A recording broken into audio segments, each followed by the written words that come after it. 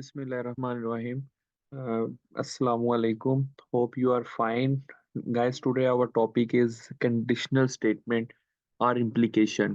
Discrete structure के series में आज हम सीखेंगे कि कंडीशनल स्टेटमेंट क्या होती है और इम्प्लीकेशन। बेसिकली कंडीशनल स्टेटमेंट और इम्प्लीकेशन एक ही चीजें हैं, दोनों एक ही चीज के दो नाम हैं। फर्स्ट ऑफ ऑल हम डेफिनेशन को देखते हुए अंडरस्टैंड करते हैं कि कंडीशनल स्टेटमेंट क्या है और इम्प्लीकेशन क्या है। तो डेफिनेशन हमें कहती है if P and Q R statements, यानी कि एक पी स्टेटमेंट है हमारे पास, एक क्यू स्टेटमेंट है हमारे पास। दोनों स्टेटमेंट्स के दरमियान एक साइन होता है जिसको हम कंडीशन कहते हैं। जैसे कि the compound statement if P then Q denoted to P implies Q, यानी कि हम इसको किस तरह डिनोट करते हैं, P implies टू, यानी कि P एरो Q। इसका क्या मतलब है कि P और Q के दरमियान एक कंडीशन है। वो कंडीशन क्या है, हमें लॉजिक को अंडरस्टैंड करते हुए कंडीशन बतानी है। वो कंडीशन ट्रू है, फॉल्स है, क्या है। तो उसके लिए हमें सबसे पहले लॉजिक समझना पड़ेगा। कोई भी स्टेटमेंट P और Q, दो स्टेटमेंट के दरमियान जो लॉजिक बन रहा है, अगर तो वो लॉजिक सही है तो हम कहेंगे कि हमारा जो कंडीशन है वो ट्रू है। अगर वो लॉजिक फॉल्स है तो हम कहेंगे हमारी कंडीशन फॉल्स है। तो इस तरह गाइज हम कंडीशनल स्टेटमेंट और इम्प्लीकेशन को अंडरस्टैंड करते हैं। अब मैं एग्जांपल की मदद से आपको मजीद गाइड करने की कोशिश करता हूँ, समझाने की कोशिश करता हूँ। अगर for example if P is true then Q is true, अगर P सही है तो Q भी सही है, तो इनके दरमियान लॉजिक भी ठीक है। अगर P फॉल्स है, Q फॉल्स है, तो इनके दरमियान भी लॉजिक ठीक है।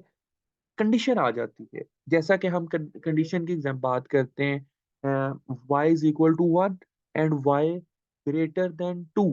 तो y ग्रेटर देन 2 यानी कि y तो 1 था, तो 1 ग्रेटर देन 2 नहीं होता, तो हमारे पास लॉजिक क्या बन गया, फॉल्स।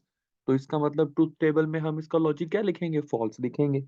इन केस हमारे पास p की y की वैल्यू 10 होती, 10 ग्रेटर देन 2, तो it's mean condition true. Logic के अकॉर्डिंग हमने डिसीजन करना है, अपनी कंडीशन का जो ट्रू एंड फॉल्स लेना है वो अकॉर्डिंग टू द लॉजिक लेना है। सो हम एक एग्जांपल लेते हैं और इस ट्रूथ टेबल को उस एग्जांपल से अंडरस्टैंड करने की कोशिश करते हैं। ओके, अब हमारे पास एग्जांपल है, if I am elected then I will lower the taxes. अगर मैं इलेक्टेड हो गया या हो जाता या हो गया, तो then I will lower the taxes. मैं क्या करूंगा, टैक्सेस को लोअर कर दूंगा। इट्स मीन कि I am elected is a P.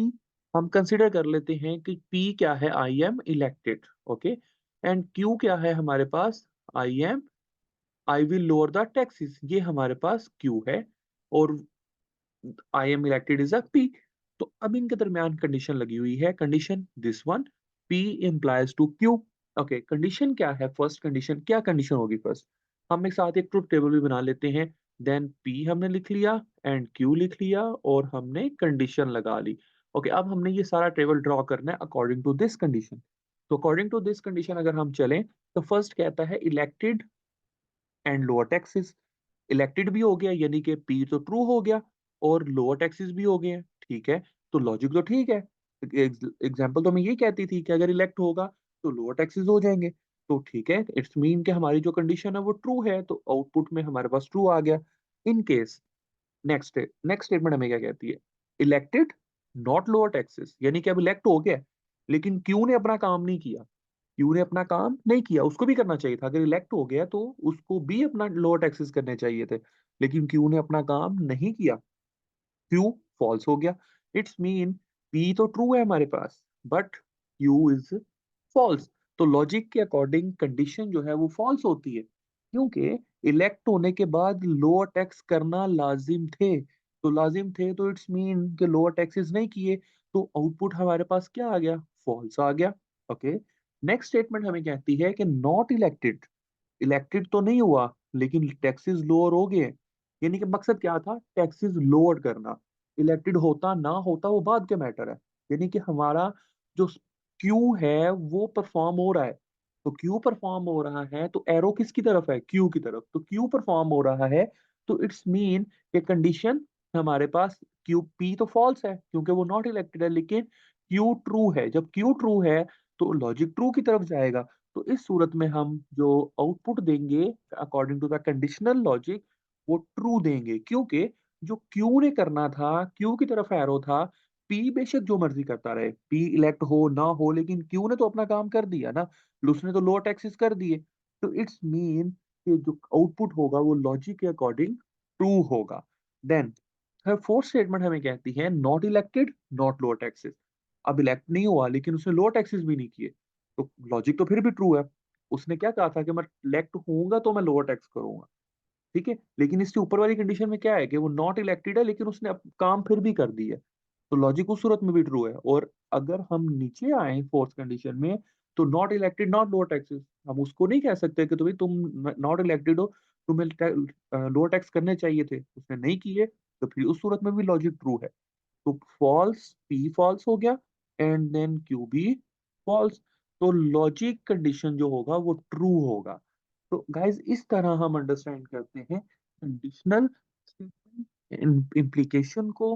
According to the example हमने देखा कि ट्रूथ टेबल में हमारे पास जो क्यू था वो डिपेंडेंट था, यानी कि क्यू जो है वो रिएक्ट कर रहा है, वो एक्शन परफॉर्म कर रहा है कि अगर क्यू के अकॉर्डिंग लॉजिक ट्रू है तो हम कहेंगे कंडीशन ट्रू है, अगर लॉजिक फॉल्स है तो हम कहेंगे लॉजिक जो है वो फॉल्स है। तो गाइस इस तरह हम कंडीशनल स्टेटमेंट को अंडरस्टैंड करते हैं। Okay, okay, one more example, एक और एग्जांपल के अकॉर्डिंग हम इसको समझने की कोशिश करते हैं, एक और एग्जांपल के साथ इसको अंडरस्टैंड करने की कोशिश करते हैं।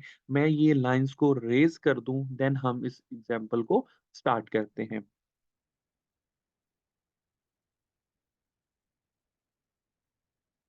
ओके, सो सेकंड एग्जांपल है, if P be the statement, P be the statement, statement क्या है, पी वाली, Ali learns DS, Ali learns DS P है, और क्यू क्या है, Ali will find a good job, यानी कि इट्स मीन कि अगर अली लर्न करेगा डीएस तो अली गुड जॉब, अच्छी जॉब फाइंड कर सकेगा या करेगा। Okay, P implies to Q apply हो रहा है इसके ऊपर, ठीक है, हमारे पास पी भी है क्यू भी है। ओके, अब हम कंडीशन जिसकी हमने बनानी है, कंडीशन क्या बनेगी, Ali learns DS, Ali will find a good job, Ali will find a good job mean अगर अली लर्न कर रहा है डीएस तो अली को फाइंड गुड जॉब मिल जाएगी, यानी कि ट्रू ट्रू ट्रू।